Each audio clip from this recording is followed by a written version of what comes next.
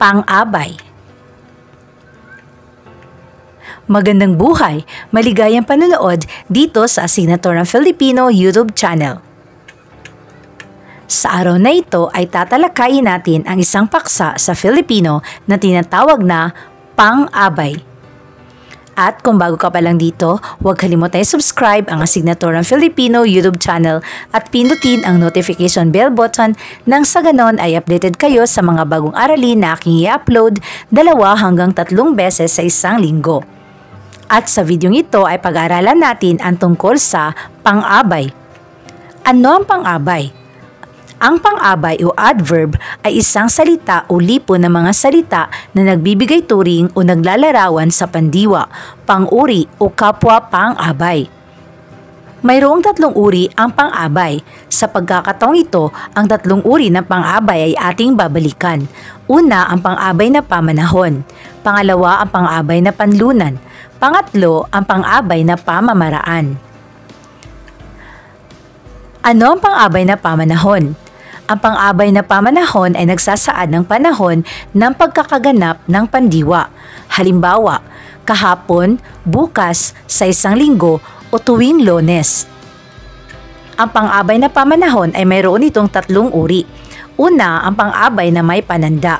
Halimbawa, nang, sa, noon, kung, kapag, tuwing, buhat, mula, umpisa, at hanggang. Halimbawang pangungusap. Kailangan mo bang pumasok ng araw-araw? Pangalawang uri naman ay ang walang pananda, katulad ng kahapon, kanina, ngayon, mamaya, bukas, sandali, at iba pa. Halimbawang pangungusap. Manunood kami bukas ng pambansang pagtatanghal ng dulang Pilipino. At ang pangatlong uri ay ang tinatawag na nagsasaad ng dalas. Halimbawa, araw-araw, tuwing umaga, taon-taon, at iba pa. Halimbawang pangungusap.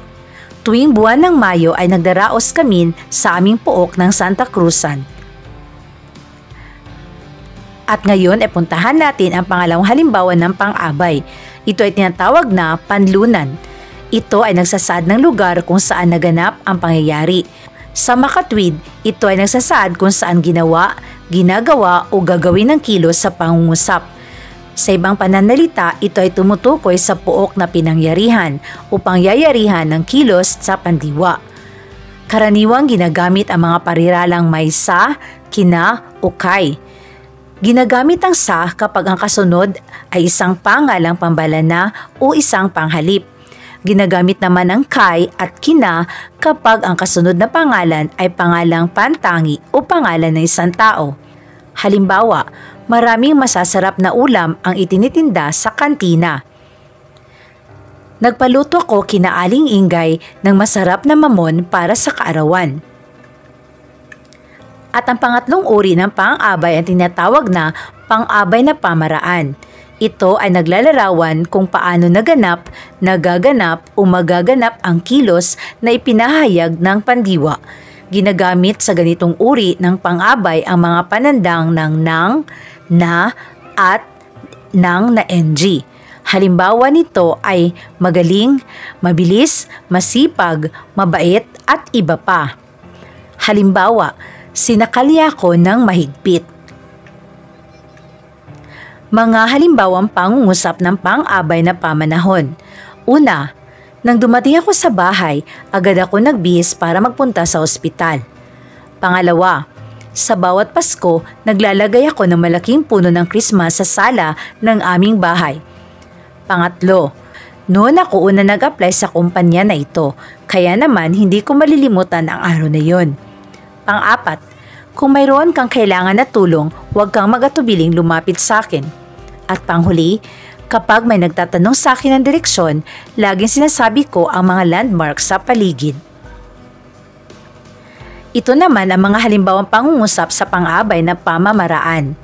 Una, sa bahay masarap ang tulog ko. Pangalawa, pumunta siya sa Maynila upang magtrabaho. Pangatlo, nakatira si Maria sa tabi ng ilog.